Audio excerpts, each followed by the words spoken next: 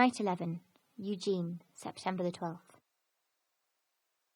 I dream when I wake up in a flat in Paris where Guillaume and I live together. Upon awakening, he's not there anymore.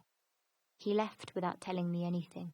Extremely upset, I decide in an emotional impulse to take revenge, abandoning him and leaving our home. Because I know his fear of loneliness makes him vulnerable, I get my things ready and I approach the window, when the enormous abyss in front of me makes me dizzy, and I almost die of fright. I almost fall. Oh Lord.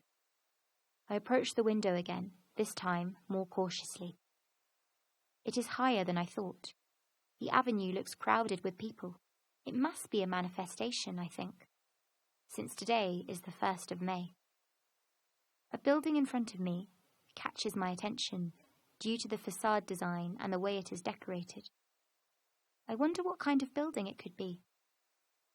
As odd as it seems, I can buy a green bag for 10 pesos up there on the city rooftops. One is big enough to fit at least most of my stuff. When Guillaume arrives, I won't be here anymore. But if I am, he will find the bag elegantly matching my clothes.